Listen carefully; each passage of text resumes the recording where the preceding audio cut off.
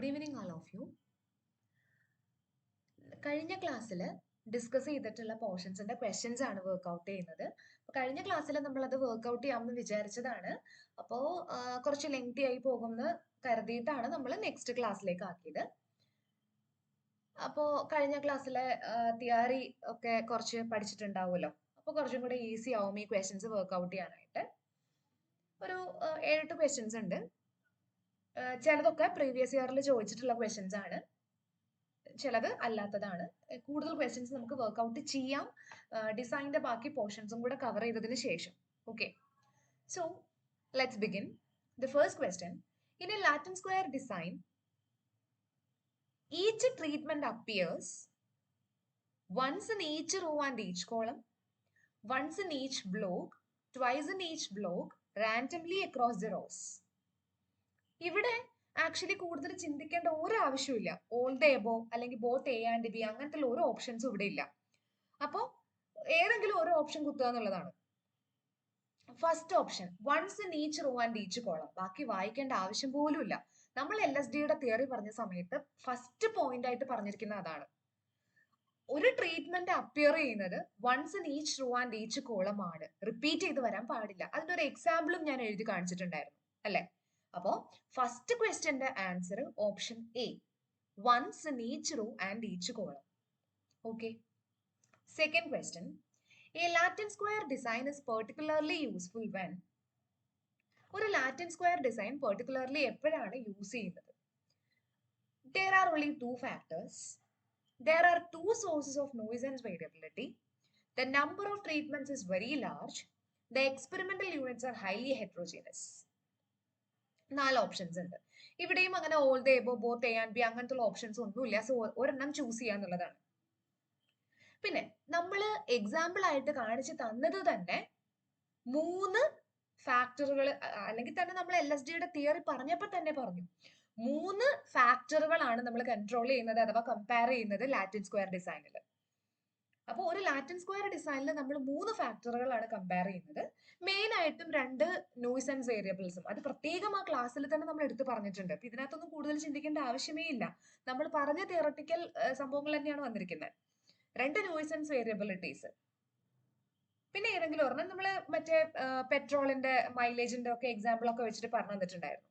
So 2 factors എന്തായാലും വരില്ല. പിന്നെ വെരി ലാർജ് ആകുമ്പോഴൊന്നും പറയാൻ പറ്റില്ല. ഹെട്രോജീനസ് ഒന്നും നമ്മൾ പറഞ്ഞിട്ടില്ല. So option B, there are two source of noise and variability. അതാണ് ആൻസർ. അപ്പൊ പെർട്ടിക്കുലർലി യൂസ് ചെയ്യുന്നത് ഓപ്ഷൻ ബി ആണ് answer. there are two source of noise and variability. Okay. Another important one is the factorial experiment. In a factorial experiment, the primary goal is to, first one, test each treatment individually, study the interaction between factors, simplify the experimental design, increase the number of replicates.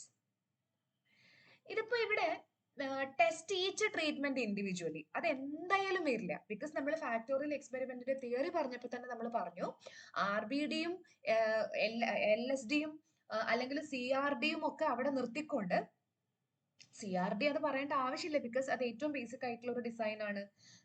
ഇപ്പൊ ഒരു അത് പറഞ്ഞപ്പോൾ ഞാനൊരു കാര്യം പറയാം.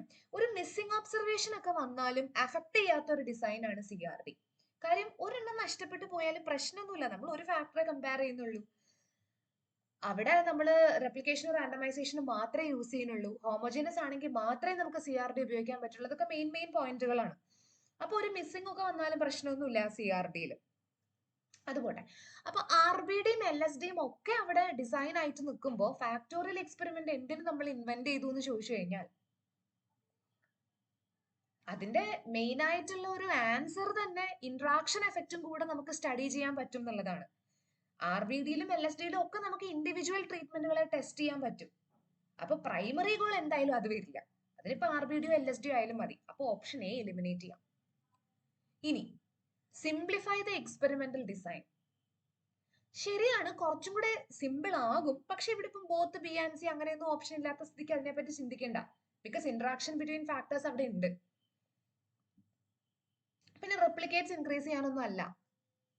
So option B ആണ് answer. Study the interaction between factors. Because interaction effect നമുക്ക് RBDയിലോ CRDയിലോ, CRD പിന്നെ ഒരു ഫാക്ടറുകളുണ്ട് അതിന്റെ ആവശ്യം വരുന്നില്ല, RBDയിലും LSDയിലും ഒന്നും നമുക്ക് ഇന്ററാക്ഷൻ എഫക്റ്റുകൾ സ്റ്റഡി ചെയ്യാൻ പറ്റുന്നില്ല. അത് ആകെ ഫാക്ടോറിയൽ എക്സ്പെരിമെന്റിലാണ്. Next one. അപ്പൊ ഓപ്ഷൻ ബി ആണ് അതിന്റെ answer. Study the interaction between factors. ഇനി A 2 square factorial design involves 2 factors each 2 levels. അതിപ്പോ വളരെ സിമ്പിൾ ആയിട്ടുള്ള ഒരു ബേസിക് ക്വസ്റ്റ്യൻ ആണ്. അപ്പൊ അത് ബാക്കി ഓപ്ഷൻസ് നോക്കേണ്ട ആവശ്യം പോലും ഇല്ല. 2 ഫാക്ടറും ഓരോന്നിനും 2 ലെവൽസും, എയും ബിയും. അപ്പൊ നമ്മൾ പറഞ്ഞു അവിടുത്തെ treatment combinations 1A, B, AB അങ്ങനെ 4 ട്രീറ്റ്മെന്റ് കോമ്പിനേഷൻസ് ആണെന്നൊക്കെ നമ്മൾ പറഞ്ഞിട്ടുണ്ടായിരുന്നു. അപ്പൊ ഓപ്ഷൻ എ ആണ് answer. 2 factors and each at 2 levels. Next question. The interaction effect in a factorial experiment indicates. ഒരു ഫാക്ടോറിയൽ എക്സ്പെരിമെന്റിൽ ഇന്ററാക്ഷൻ എഫക്ട് ഇൻഡിക്കേറ്റ് ചെയ്യുന്നത് എന്താണ്? ഒന്ന്, the combined effect of 2 or more factors. 2, the main effect of a single factor. 3, random variability in the data. 4, the replication effect. എന്തായിരിക്കും? Very simple. Interaction effect എന്ന് പറയുമ്പോൾ പിന്നെ അത് മെയിൻ എഫക്ട് ആണോ എന്ന് ആലോചിക്കേണ്ട കാര്യമില്ല. അപ്പൊ ഓപ്ഷൻ ബി നമുക്ക് എലിമിനേറ്റ് ചെയ്യാം. പിന്നെ ഇന്ററാക്ഷൻ എഫക്ട് എന്താന്ന് ചോദിക്കുമ്പോൾ റാൻഡം വേരിയബിലിറ്റി എന്ന് പറയേണ്ട ആവശ്യവും ഇല്ല. ഓപ്ഷൻ സി എലിമിനേറ്റ് ചെയ്യാം. പിന്നെ റെപ്ലിക്കേഷൻ എഫക്ട് ആണെന്ന് പറയേണ്ട ആവശ്യവും ഇല്ല. ഇന്ററാക്ഷൻ എഫക്ട് എന്ന് പറഞ്ഞു കഴിഞ്ഞാൽ അത് ഞാൻ കഴിഞ്ഞ ദിവസം എഴുതി കാണിച്ചു തന്നു. ഒന്നുകിൽ AB-യുടെ എഫക്ട്, ഇപ്പൊ 3 വരാണെങ്കിൽ ABC-യുടെ എഫക്ട്, അങ്ങനെ മിക്സ് ചെയ്ത് വരുന്ന എഫക്റ്റുകളാണ്. ദാറ്റ് ഇസ് കമ്പൈൻഡ് എഫക്ട് ആണ്. 2 അതിൽ കൂടുതലോ ഫാക്ടറുകളുടെ കമ്പൈൻഡ് എഫക്ട് ആണ്. അപ്പൊ അതൊന്നും വേറെ ഓപ്ഷൻസ് നോക്കേണ്ട ആവശ്യമേ ഇല്ല. ഓപ്ഷൻ എ ആണ് answer. Next one. Which of the following is an advantage of factorial experiment? Factorial experimentന്റെ അഡ്വാൻറ്റേജ് ഏതാണ് തന്നിരിക്കുന്നത്? First one, they require fewer experimental units. They provide information about interactions between factors. They are simpler to design and analyze than other designs. They do not require randomization. ഇതിൽ ഏതാണ് factorial എക്സ്പെരിമെന്റിന്റെ advantage? ഇവിടെയും നമുക്ക് ഒന്നും ചിന്തിക്കാണ്ട് തന്നെ പറയാൻ പറ്റും. ഏതാണ് answer? They provide information about interaction between factors. അതാണ് ഏറ്റവും ഇമ്പോർട്ടന്റ് ആയിട്ടുള്ള ഒരു അഡ്വാൻറ്റേജ് എന്ന് പറയുന്നത്. ഫാക്ടോറിയൽ എക്സ്പെരിമെന്റ് ഉപയോഗിക്കുന്ന തന്നെ ഇന്ററാക്ഷൻ എഫക്റ്റും കൂടെ കണ്ടുപിടിക്കാൻ വേണ്ടിയിട്ടാണ്. Okay. And the last question is the analysis of variance of an experimental data is based on the assumptions. ഇങ്ങനെയൊക്കെ ഉള്ളതാണ്. അപ്പൊ ഞാൻ പറഞ്ഞില്ലേ, കഴിഞ്ഞ ക്ലാസ്സിലും പറഞ്ഞല്ലോ, ഇപ്പൊ 1-2 പേര് ചോദിച്ചു അനോവ എന്താ എടുക്കാത്തത്. അനോവയിൽ നിന്ന് ഇങ്ങനെയുള്ളതൊക്കെ ചോദിക്കാനുള്ളൂ. അപ്പൊ ഒരു പ്രത്യേകം ക്ലാസ്സിന്റെ ആവശ്യം ഉണ്ടെന്ന് തോന്നിയില്ല, ആ ഒരു പോർഷൻ പറയണമെന്ന് തോന്നിയില്ല. അനോവയുടെ കുറച്ച് ക്വസ്റ്റ്യൻസ് നമുക്ക് ചെയ്യാം നെക്സ്റ്റ് ക്ലാസ്സിൽ. അപ്പൊ അനാലിസിസ് ഓഫ് വേരിയൻസ്, ഒരു എക്സ്പെരിമെന്റൽ ഡേറ്റയിലെ അനാലിസിസ് ഓഫ് വേരിയൻസിന്റെ അസംഷൻസ് എന്തൊക്കെയാണ്? ഇതിലെ 2 കാര്യങ്ങള് ഞാൻ പറഞ്ഞു തന്നെ, 3 കാര്യങ്ങൾ എല്ലാം ഞാൻ പറഞ്ഞു തന്നിട്ടുള്ളതാണ്. First one, the response variable is distributed normally. കഴിഞ്ഞ ക്ലാസ്സിൽ നമ്മൾ പറഞ്ഞതാണെന്ന് വെറുതെ എങ്കിലും പറഞ്ഞതാണ്. റെസ്പോൺസ് വേരിയബിൾ നോർമലി ഡിസ്ട്രിബ്യൂട്ടഡ് ആണ്. That is absolutely correct. 2, the errors are independent. Errors independent ആയിരിക്കണം. അത് നമ്മൾ റാൻഡമൈസേഷനോ റെപ്ലിക്കേഷനോ എന്തോ ഒന്ന് പറഞ്ഞപ്പോൾ നമ്മൾ പറഞ്ഞു എറേഴ്സ് ഇൻഡിപെൻഡന്റ് ആയിരിക്കണം. അങ്ങനെ അല്ലെങ്കിൽ, എറേഴ്സ് ഇൻഡിപെൻഡന്റ് അല്ലെങ്കിൽ നമുക്ക് F ടെസ്റ്റും T ടെസ്റ്റും ഒന്നും വാലിഡ് അല്ലാതെ വരും. അപ്പൊ ആ സിറ്റുവേഷനിൽ നമ്മൾ റാൻഡമൈസേഷനും റെപ്ലിക്കേഷനും ഒക്കെ ചെയ്തിട്ടാണ് ഇൻഡിപെൻഡന്റ് ആക്കുന്നതെന്നൊക്കെ പറഞ്ഞു. സോ അപ്പൊ ഓപ്ഷൻ ബി കറക്റ്റ് ആണ്. ഓപ്ഷൻ എ കറക്റ്റ് ആണ്. പിന്നെ ഓപ്ഷൻ സി കൂടെ അല്ലേ ഉള്ളൂ. The errors are homoscedastic. അതെ, അതല്ലേ നമ്മൾ പറഞ്ഞേ epsilon IJ is normally distributed with mean 0 and variance sigma square എന്ന് പറഞ്ഞു. ശരിയല്ലേ? അതിന്റെ അർത്ഥം എന്താ? ഹോമോസെഡാസ്റ്റിക് ആണ്. ഹോമോസെഡാസ്റ്റിക് എന്ന് വെച്ചാൽ അതിന്റെ അർത്ഥം എന്താ? കോൺസ്റ്റന്റ് വേരിയൻസ് ആണ്. അതാണ് വേരിയൻസ് സിഗ്മ സ്ക്വയർ ആണെന്ന് പറഞ്ഞത്.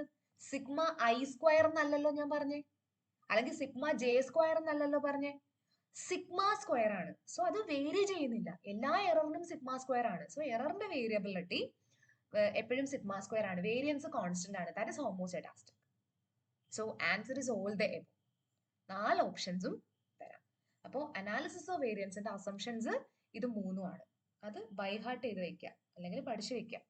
The response variable is normally distributed. The errors are independent. The errors are homoscedastic. And so 3 ഓപ്ഷൻസും വരുന്നുണ്ട്. All the above. ഓക്കെ, ഇത് കഴിഞ്ഞ ക്ലാസ്സിലെ കുറച്ച് ക്വസ്റ്റ്യൻസ് ആണ്.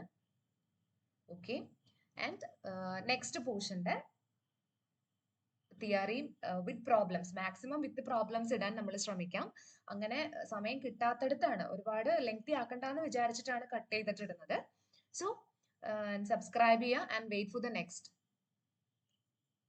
Class or next video. And you can ask any questions either in the comment box or you can text me personally. Okay. So wait for the next class and thank you for watching, for your valuable time.